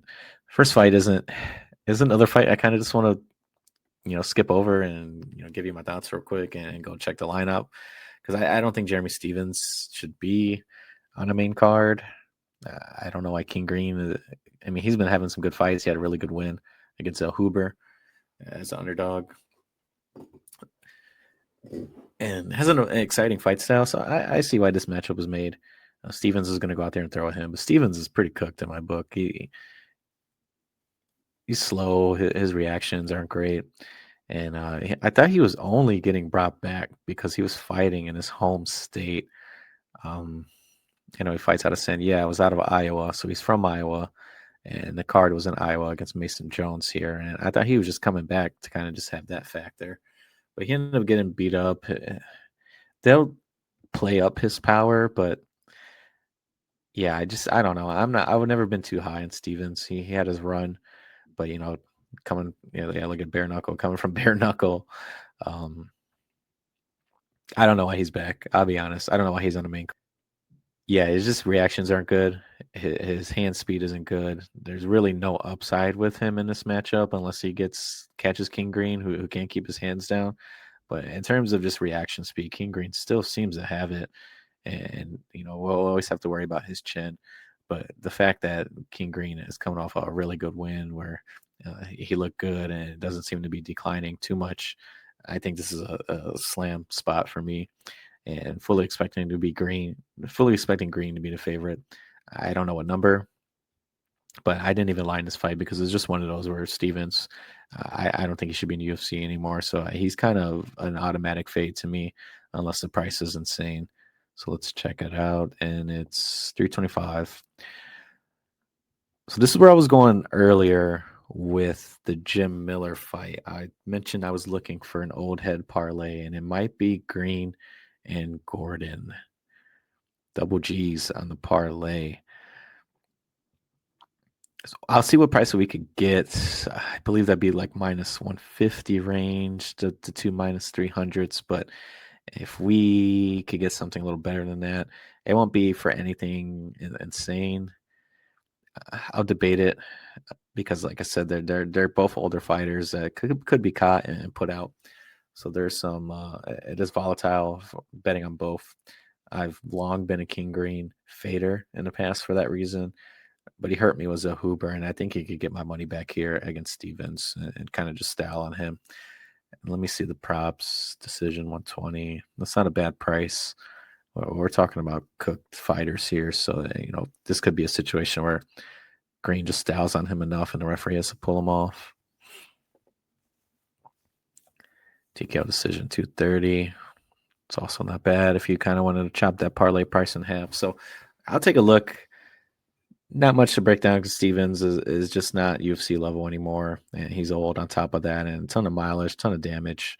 He's just an automatic fade in my book. So most likely we'll be taking Bobby Green and Jared Gordon on a parlay to complete our old head parlay. And I'll see what the best price is on that.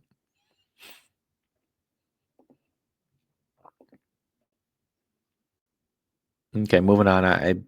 We should be spending a lot more time on these other fights, which actually isn't a bad thing because, like I said, we were already an hour in, and that was minutes ago. So let's just go ahead and keep it moving to Sean Brady and Buckley. This was supposed to be a fight night main event, and they moved it to this card to beef it up, which I do not mind. Interesting matchup to start with Buckley. Buckley spent some time at middleweight, dropped back down to welterweight, had a little streak going, and then got humbled by Kamaru Usman. The Covington Usman fights are actually two main events in a row for Buckley, so he had some decent stock last year, late 2024, going into 2025. But like I mentioned, got knocked down, and I didn't even know about this ref fight. He got subbed there. Maybe Downey. I don't know Patrick Downey. I don't know this scene at all. But it's kind of interesting that he faced three wrestlers in a row. He beat a cooked one and then got out wrestled by Usman and loses a wrestling match right after that. So that's kind of funny because he's facing Sean Brady this week, who is a very great wrestler, good jiu-jitsu. But we started with Buckley. I did take Buckley against Usman. It was not a good bet. I forgot at what capacity I took him in because I know he was a decent favorite. But Yeah, the wrestling did not his wrestling defense did not look good. Not only was he getting taken down, he really just did not get up from any of the takedowns that Usman landed. And that was something I circled for this matchup because of Sean Brady's ability to control guys and just flow with his grappling on the mat. So the fact that he really couldn't work up against Usman, who's a better wrestler than Brady, but in terms of jujitsu, I think Brady's a little better. And yeah, that does worry me here. But outside of that, Buckley, he has explosive striking. I've never been a fan of his striking style because I feel like it's too based on explosion. So it's not like I mean, he could throw combos, but he's most likely like a one shot guy. Like he has to explode into a strike and be and score there to really stand out. And of course, um, that one punch can land. We did see that against Wonder Boy fight. I believe he was losing, if not, it was very close before he got that right hook that connected against Wonder Boy. But outside of that, I've just never really been a fan of Buckley's style because of how explosive he has to be. He's not really a guy that's gonna plant his feet and get to flowing with his strikes and hit you with combos. It's always like kind of like a stop and go style, and I always look to fade those. But I thought he was in good spots against older guys. So he was a part of a max bet with me with Kobe Covington. I parlayed him with somebody else on that card and ended up cashing. But it's just the fact that you get one takedown on him, you can ride the round out. It seems like it could be that way. I know he stopped Kobe Covington, but I thought Kobe was a lot more cooked than Usman was, and on top of that, Covington did get a takedown and some control time on him, but ended up getting a cut and having that stopped. And Buckley did stop other takedowns, but the fact that Kobe did get one and had some control time on him shows me here that Brady is definitely alive. The thing with Brady is his durability is now a legit concern. Getting knocked out by Bilal, which wasn't really a knockout. He got hurt and didn't really recover. And the referee did pull him off when Brady kind of contested a little bit, but he wasn't getting tagged over and over. So I did like the stoppage. But it's not like he got put out by Bilal. Um, Morales finished him, but Morales is just a killer, man. That was a tough matchup for him with Morales having wrestling background and being able to just have that power and youth advantage over him. And then, yeah, I mean, even against Burns landed a couple punches that looked like they had Brady wide eyed. So the durability is definitely something we will have to look for here, especially with Buckley being so explosive. But I think because Buckley is explosive, that's going to lead to some nice timely takedowns on Brady's side. So I think he should be the favorite here. Let me check my number real quick.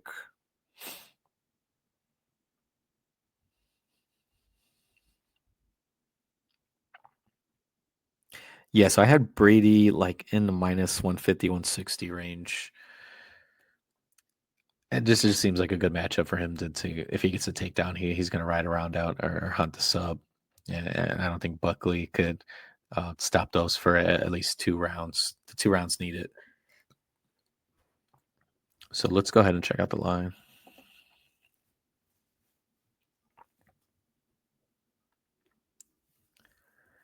Minus 170. Okay, so it's around where I had it. But once again, this is another situation where I like the chalk here. I like the matchup. I will have to worry about his chin. Minus 120 sub decision is pretty nice. Let's see where else we could get that. If I could get that close to minus 110, I will take it. He could get the ground and pound. I don't think Buckley. I think Buckley would, if that was the situation, if he's getting grounded and pounded, pause, he would just explode up and end up going into some type of choke or some type of sub. So I I would like to see if we could get that at a cheaper price on the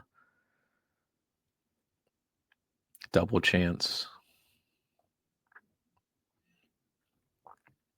And it doesn't look like we are. FanDuel minus 135, 155.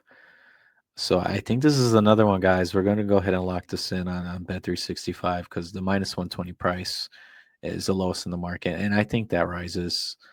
I don't think there's going to be many Buckley supporters coming in the next couple of weeks. So I will take this as a great discount on the the minus 170. I mean, Buckley has been knocked out in the past, but I I just don't think Brady even entertains anything on the feet. If he lands something, he does. That's just kind of like the gambling side we're going to take here on the chance. But you know, 88% of his wins either by sub or decision. The game plan's right in front of him. I would definitely get off the minus 180 number and just take his two paths. Six was 60 cents cheaper, or 50. Well, let's check his money line. I don't know if he's playable anywhere else.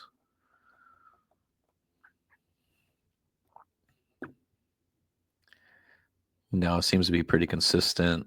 Is there any movement?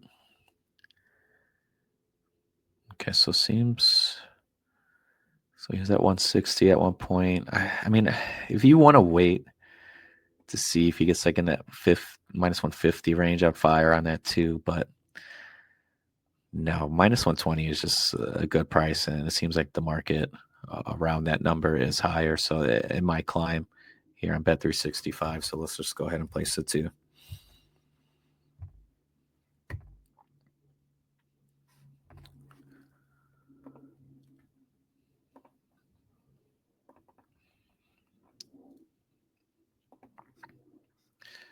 All right. I don't know what fight card this is above it. You could call me a casual if you want, if I don't know any of these guys. I see that on Twitter sometimes. I don't remember who it was. I think it's some guy that consistently does it. He'll call people casuals because they don't watch other MMA. I'm like, dude, like, what kind of time do you have? I don't have enough. I already commit an entire Saturday to MMA. Like, what do you want from me? I also watch other sports, which is something. I mean, yeah, I guess I shouldn't say that because some people just don't like other sports. But yeah, an entire day to MMA, and you need more. I guess I've just been watching MMA for too long. Usually by Saturday, I'm ready to disengage and not think about the sport for a while. My sub or decision was a minus 120.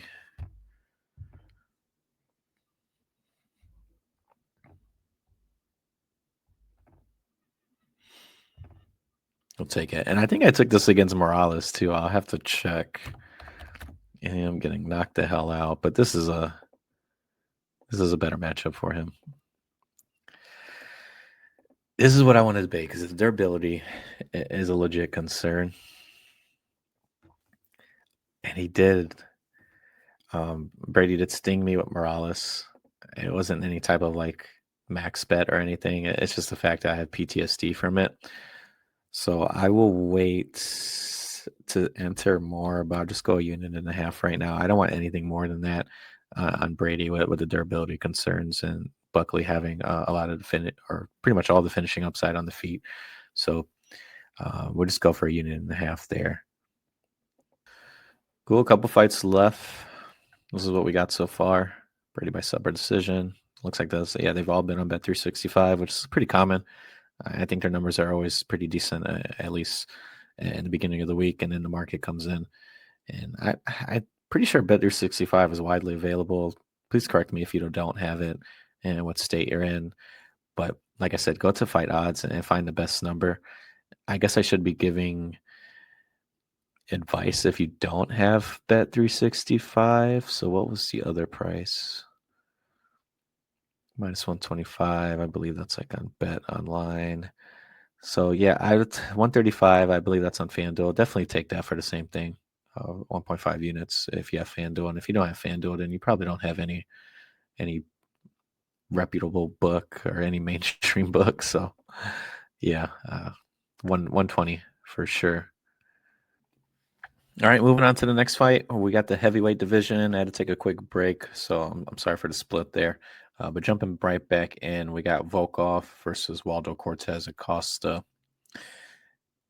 Interesting fight here between two guys that are on the up and coming right now. I know Waldo Cortez Acosta was like a breakout fighter last year, and Volkov's been around for a minute, but he seemed to finally break out of that glass ceiling he was in. It seemed like he couldn't get past top guys. Lost to Derek Lewis, lost to Blades, Gane, and Espinal. But now that he survived that, has made improvements. Now it looks like he's finally on that like upper tier to go ahead and maybe possibly compete for a championship if he wins here. So credit to him for improving. What I've noted is that his cardio has looked a lot better. He was a fade for me in the past for that reason. And then he put on some decent weight too, mostly like in his legs. It seemed like he's got a lot bigger and has used his weight well in his fights to not only add his power, but to add his grappling too. So shout out to him for improving. Something you don't really see in the heavyweight division. It seems like because there's a lack of depth that a lot of guys kind of just get stuck in their game and think they can hang around, which they usually do. We see with Tai Tuivasa how long he's been around without improving. So Volkov is actually a guy that has improved and looks like he could go ahead and compete for a championship one day, and could very well get it here if he beats Waldo Cortez Acosta. Like I mentioned with Volkov, has a good striking. He comes from a karate background, also has some wrestling and jujitsu, so he is very well rounded. It's just a matter of him being athletic enough to get to guys and getting them down, and then being able to survive big shots too and not get taken down himself. So that is something he struggled with, was takedown defense. He got taken out by Gon. That Almeida fight. People debated if he lost that fight or if he won. I had Almeida, so naturally I was a little. I was more towards Almeida winning that fight over with the control time, but I seen it both ways. But takedown issues are there as well with him. Something he won't have to worry about against Waldo Cortez Acosta, since Waldo Cortez is mostly a boxer. He came from baseball to the UFC, so usually that's going to be a fade for me. But he was a guy that was a fade product for me too. I ended up turning it around. I don't think I've ever bet on him. Every bet I've placed has been a fade. So he has proved me wrong. I honestly thought he had like little to zero power and really just kind of works a simple boxing game plan. But he's improved a ton, man. So he's another guy that I have to give credit and put some respect on his name, because he's been able to really break out. I know he did have the loss against Pavlovich in a really disappointing fight where there really wasn't action on both sides. But outside of that, he's got the job done and in every other fight. And is really good at keeping his range and working his boxing. So this is a close fight for me. I have Volkov as a favorite, but it's not by a wide margin at all, because I think Waldo Cortez can get his boxing going against Volkov. I just really worry about like inside the pocket and with the knees and elbows from Volkov, and getting takedowns here is something to worry about as well, because Volkov is a big boy. He's a legit heavyweight with a legit skill set. So I think Volkov should be the favorite here. I actually didn't line this fight, but this was a line I'd seen. I know I mentioned earlier in the podcast I had seen the two championship fights, but also seen this one too. So it kind of ruined it for me. But I had Volkov as a favorite. If I had to put one on it, it shouldn't be no more than like 130, 140.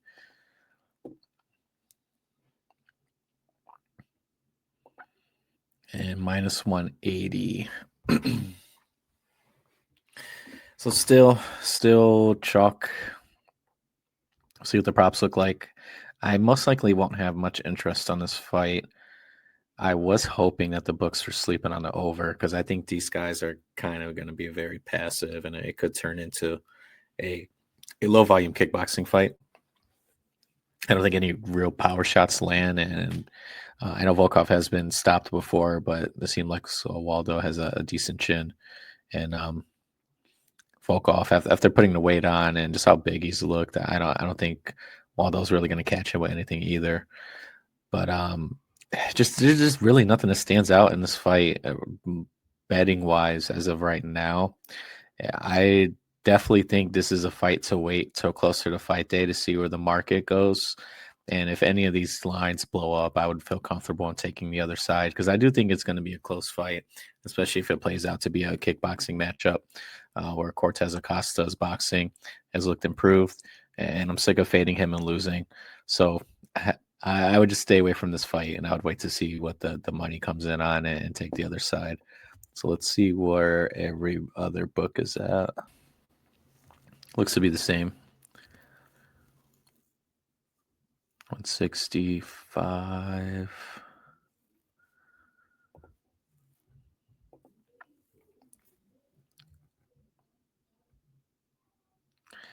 Wow, looks like this. I mean, these line movements always sketch me out. I don't know what's real or what's not, but it looks like it was almost a pick 'em at one point there.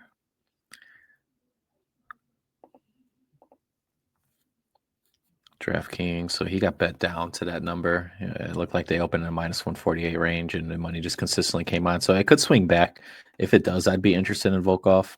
And then if this price gets any higher, like 180, I'd maybe think about Cortez Acosta here. But this is a good fight, I think, that you should wait on and wait to see what the market does and see if any value kind of reveals itself there. All right, we got the two championship fights coming up next. We got Joshua Van versus Tazero Tyra as our first at flyweight. Really excited for this matchup, man. It's a fresh matchup in the division. The one that doesn't include Pantoja, Moreno, or Figgy. So it's just great to see two young guys get this opportunity on this scale, especially with how early they are in their careers. I believe there's only like a couple years in between them and UFC.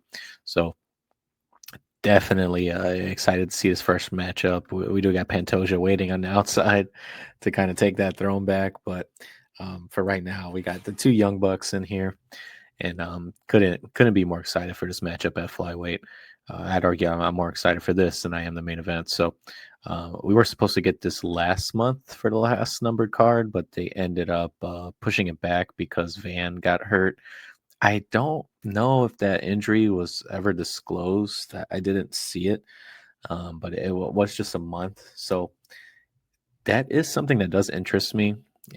I don't. It could be a situation where Van still felt obligated to get that fight done and didn't want to fall out of good graces of the UFC and be a fighter that pulls out of a championship fight because he was injured.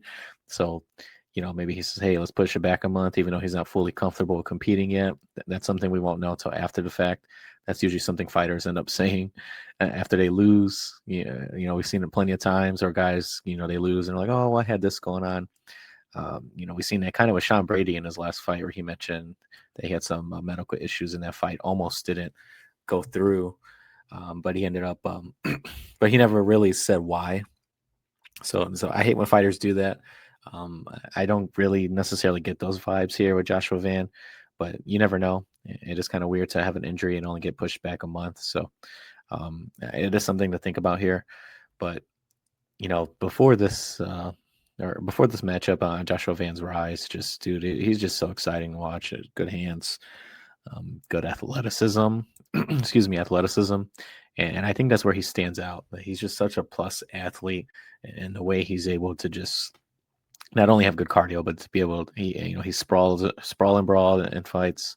Um, just his ability to get in and out, his punching speed. It's been, it's been a joy to watch him. He put on that fight of the year contender with Brandon Royval, where there was like a crazy amount of significant strikes thrown on both sides, and ended up getting a TKO win against Bruno Silva. The knock on him before that was kind of he had pillow hands. He doesn't have the greatest power, but that's something he'll have to still answer. But yeah, man, just if you like boxing and you like striking, this is the guy that you want to come in and watch because he has excellent combinations, good cardio, and he loves to just go out there and fight. With that said, he can be hit. He can be hit back. He was knocked out against Charles Johnson. That was a fight he was winning, but got tagged 20 seconds into the third and got put out. So it's there. It's possible, especially with someone with Tyra who has a good right hand and a powerful right hand. So that's there as well. But the story of this matchup, and it's going to be what you hear from everyone that breaks down this fight, is going to be the grappling and the wrestling, because Tyra is just a beast on the mat.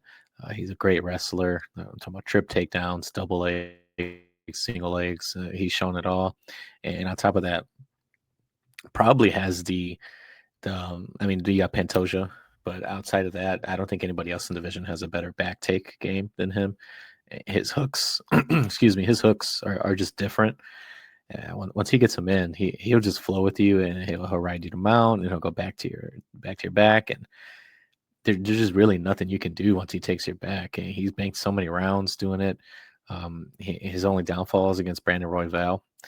The difference between Royval and Van here, though, is I think Royval is one, a bigger guy and has a better scramble game than Van will have. So I think that was a poor matchup for him, but he still won that fight.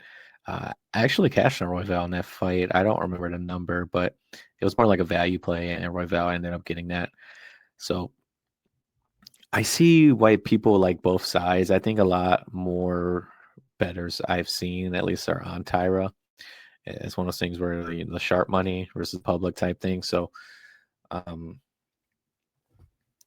I'm kind of the same. I'm not gonna lie. I like Tyra in this matchup.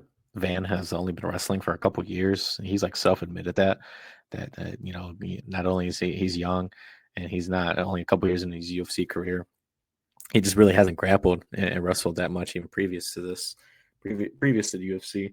So the fact that he's going to have a really good wrestler here does make for a poor matchup for me when it comes to Van on Van's side.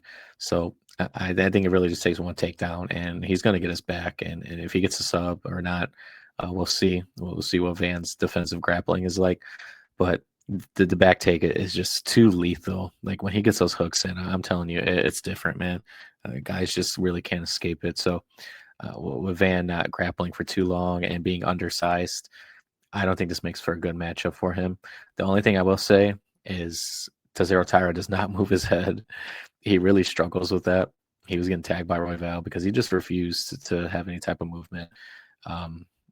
Besides like marching forward, I mean, he can have some lateral movement as well. But when it comes to defending strikes, he kind of just eats them and expects his offense to lead that way and get him out of trouble. So there could be a path for Van to survive and take over late, because I do think he will have the cardio advantage, and he's obviously the better striker. But it's not like Tyra is really lacking in striking either. Like I mentioned, he has a great right hand, solid calf kicks, and Van has been put out before. So all things considered, I do have Tyra as the favorite. This was a fight I did see the line, so I didn't line it either. I'll just go to it. 175. You're basically just debating if that's enough, if that's value to you. I know a couple other guys that have put in not exactly like max units, but I've seen people with like multiple units on this price alone. If I could get something better, I'd feel more comfortable approaching like 2-3 units. But this is just a fight where I like the chalk because I just think Tyra is legit on the ground, and if you could get him against someone that's not experienced on the mat like that, it really only takes one back take for him to go ahead and take control of this fight. So 170 stands out to me, even though it's 5 cent difference. But as I mentioned before in the past, I'm cheap like that.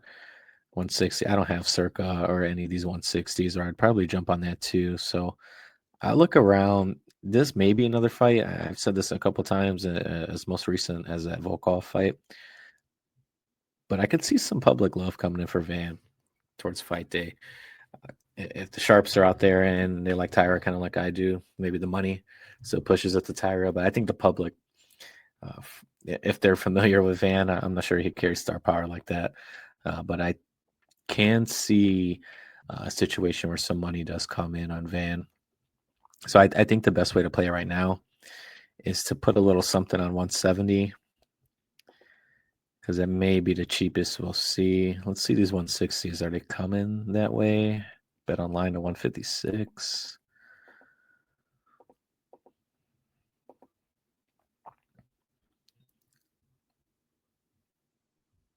So it was 180 as soon as yesterday, and today it's 150. So that, I mean, if I had to guess, it would probably go back if people feel the same way I do, and they're going to jump on 156. But yeah, it's those back takes, man. Even though I cashed on Royval, I was just not confident once I seen what Tyra could do on the ground. Submission decision minus 125, but he does have that solid right. Van's been dropped, and he can also get the back takes and work some ground and pound. He finished Marino like that. So Yeah, I will wait for now. I may pull the trigger on 170. Where was that at? But MGM. But I'm hesitant because I would line this fight a lot closer. I just really like the chalk on Tyra because I think the ground game it really is a very wide gap, and Tyra is a good wrestler. So he's not only a good grappler, he could get the takedowns on Van, and he will be the bigger guy. Let me double confirm. He's not that much bigger, but he is. He's 2 feet taller and 5 inches of reach on top of that. So yeah, I'll probably take Tyra at 170. So if you're listening right now, I would lock that in, maybe like 2 units, and then we'll see where the market goes. And if it goes in our favor, I'll add more. But 170 seems to be like the best price. And then if you have these books at 160, definitely 2 units at these prices. Or if you bet on Bet Online, I personally don't. But if you could get that price right now, I would take that too. And if you're looking to get off the number, the sub decision, I think is a pretty solid line. All right, last fight. Kamzat. It's the same conversation though as our last fight because we got a striker versus a wrestler. So we're just playing the game. Can he get him down? Most likely, no one has been able to stop Kamzat's takedowns. So he's gonna get one here. Can he finish him? I don't think I've seen anybody on Strickland like at all. At least anybody notable. I'm not necessarily looking to see who guys are on, but just scrolling through the timeline and trying to not trying to see, but just naturally going through the timeline and seeing who's on what. I don't think I've seen any love for Strickland like Cassidy, not by decision, which Strickland by decision is kind of like one of those. That's basically his money line bet. So yeah, this is. I don't even want to break this down because everyone's in Kamzat. If I had to say a couple things in terms of the matchup, I know Sean Strickland has been known to have good takedown defense, but does it really matter against Kamzat because he takes down everybody? He's just crazy strong. He's aggressive, and he just pushes that pace that forces you into his fight. And there's really nothing you can do. I mean, with that said, if Strickland can constantly stop them, Kamzat has shown that he can gas. I think I mean, it was an easier fight against DDP, but I think he answered any 5 round concerns there because he was offensive. So that does help. But the fact that the fact that his pace was still high, landed 12 takedowns on 17 attempts, uh, kind of answered that question for me that he could definitely push that pace for 5 rounds because I think the other side is going to eventually break down. And Strickland does have the cardio to put that to the test. I just don't think his defensive grappling is going to be up to this level. He was taken down by DDP. I believe he was out wrestled like back in the day by Usman, I believe. I'm just trying to remember when I was breaking down the Hernandez fight because it's a similar matchup, but Chimaev is just a whole different level of wrestling. But Strickland was able to stop Anthony Hernandez as a wrestling, who's a good wrestler himself, but he's more of a kind of like a needs like more like volume takedowns. Like he needs to shoot like multiple takedowns on you to get you down, and he's not exactly one of those guys that's strong. And as soon as he gets his hands locked, you're going to be down. Anthony Hernandez really has to push out the volume. So yeah, I got comms out here. I don't know really what you do. I don't know if you want to parlay -1 or the 500 number. I know earlier in the week I checked, and the submission was +140 on FanDuel. I went back to it hours later, and it was around this price here, like even money. So I was a little salty about that because I did like the sub at that 140 price, but that price was just gone in a matter of like 24 hours, or maybe I slept on it a little longer. So with that gone, and let's just see if we could get it anywhere else by sub.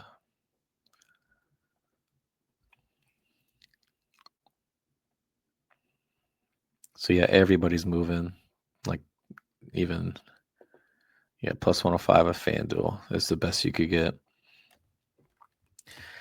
So I don't know. This is one of those situations where you kind of just got to take the value, and there's everything's chalk. I understand the sub at even money or even like a slightly over plus money is tempting, but I mean, but in that DDP fight, he flirted with TKOs when that like crucifix he was getting them in, and he was kind of just pounding them. So I could see that too.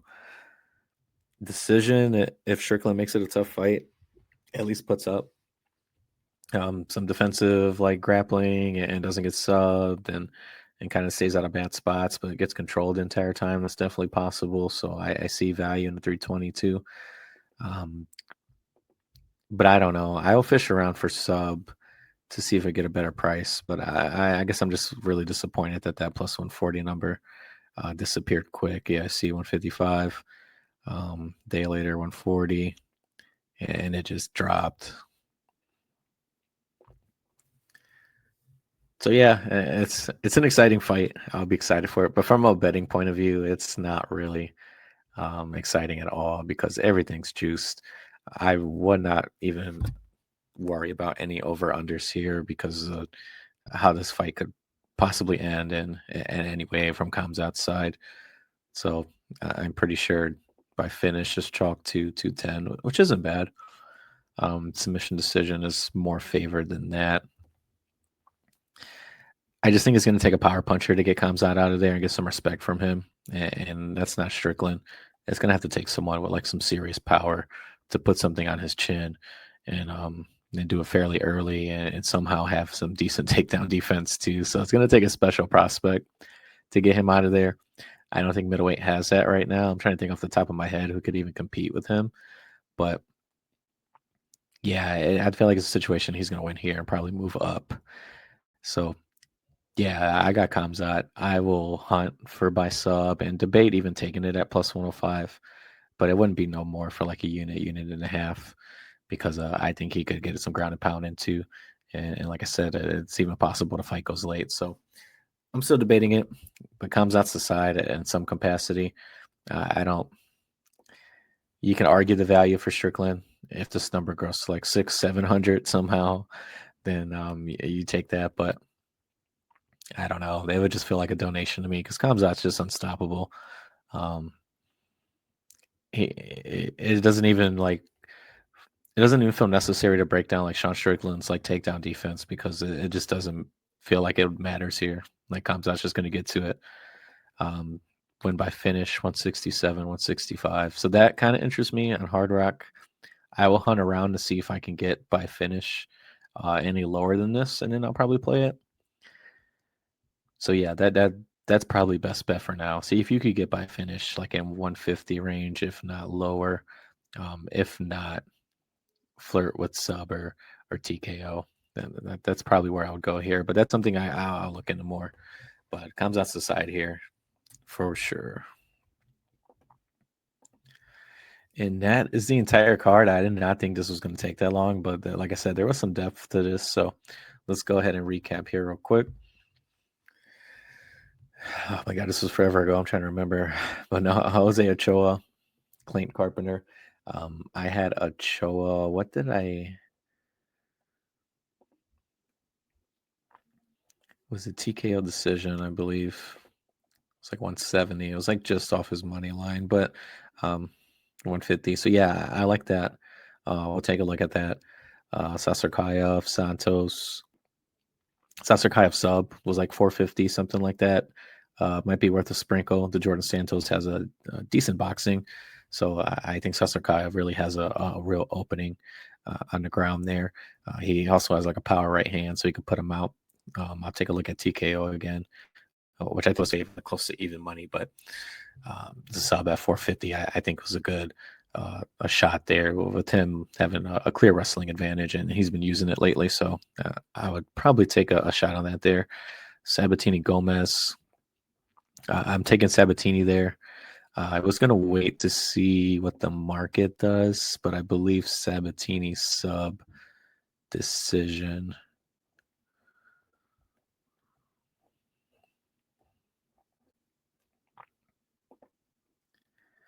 175. So yeah, I was gonna hunt around to see if I could get a better price there, but I like Sabatini in that matchup. Kopylov, Tulio, we took Kopylov plus 3.5 for 2.5 units. I think that's a pick 'em fight. I'm getting plus 3.5 for him to at least win a round and survive. So I took that for 2.5. That's one of my favorite plays on the board. Miller Gordon. We're gonna pair Gordon with King Green. I'm gonna see the best price. If I don't get anything decent, I will maybe go into the prop market and see what we could do. But Gordon Miller, I'm gonna fade Miller physically. He's just not the same. He's declining pretty fast. So give me Gordon as a parlay piece this week with King Green coming up next or coming up shortly. Rebecca Dawson. Most likely going to take Rebecca plus 3.5. It was, but I'm still debating it. It was minus 160 on DraftKings. The more I think about it, I think if Dawson were to win, he probably covers that because just with all the control time he gets, if he kind of gets dropped and recovers and the damage sting comes into effect for Rebecca because he gets a knockdown, then that could sway it. But most of Dawson's wins are going to come from heavy control time. So I do kind of fear the spread play. So I'm still debating. I may just take Rebecca outright, but betting wise, he's the value in that matchup because Dawson has durability concerns and can only wrestle. He has 0 striking. All right, Amazov Alvarez. We took fights. Doesn't go to distance minus 115 for a unit and a half. Both have a lot of finishing upside. So I thought that was a good price set at the minus 115 mark for that to end before the final horn. Gaudier Diaz, that was a pass. Gaudier's like a minus 1,000 favorite. I see why. Just nothing to bet there. King Green, like I mentioned, is going to be a parlay piece. Stevens is not UFC level anymore, and he's slow and he's old. He wasn't UFC level when he got cut a couple years ago, and now he's back older and more damaged. Was fighting bare knuckle before this. Yeah, it's King Green there. Brady by sub or decision, we locked that in for minus 120. I just feel like that's a number that's definitely going to grow. So I want to get on that before it does. If it doesn't, maybe I'll go back. I only went for a unit and a half, so I have room there just in case. But at the minus 120 number, I feel like that's a great discount on his money line, and I like the stylistic matchup for him with Buckley being very explosive. He could, explode himself into a takedown, and it might just need one of those for that fight to be over, if not for Brady to win that round. So, yeah, give me Brady there by sub or decision. Volkov, Waldo, wait for the market. I think this is going to see some money come in on either side when the market starts heating up, like Thursday, Friday. No real need to worry about weigh-ins with these two. So, yeah, I just think towards fight time that people are going to like this fight, especially with it being higher up on the card and being at decent prices right now. It looks like a fight that could be pushed either way. So I would wait to see where the market goes here and take where the value's at. If Waldo climbs to a great price, take him. If Volkov dips to a better price, to take him as well. But in terms of who I favor, I like Volkov to win like a decision there. And Van Tyra, I'm going to take Tyra. Minus 170. I will most likely take for 2 units and see what the market does there. But I don't think if it does, we'll add. But minus 170 is a decent price there. Just the grappling advantage and the back takes world class. And then we just went over comms at Sean, so no need to do that. And that's it. Sorry this was so long. Had to take a couple breaks, had some technical difficulties. So I'm hoping it is shorter than what I'm showing right now at 2 hours. So I'll try to clean up a little bit. But yeah, I appreciate you guys rocking with me, man. I got some bets on the board already. Let me show you one more time. And then I'm going to add a couple. So go to this page again. And then if you're interested in anything I'm betting, just definitely refresh this page later in the week a couple times and you'll see what bets I have. And then follow me on X at MMA Mees. I post everything there as well. I also may have some things coming up that I want to wait to announce. So I'll wait on that. And yeah, I appreciate you guys rocking with me, man. And that's the bets. That's my takes for this week. You guys got any questions? Follow me on Twitter and ask, comment. I'm always out down for some conversation. If you disagree, let me know where we're at. And yeah, I'll talk to you guys next week.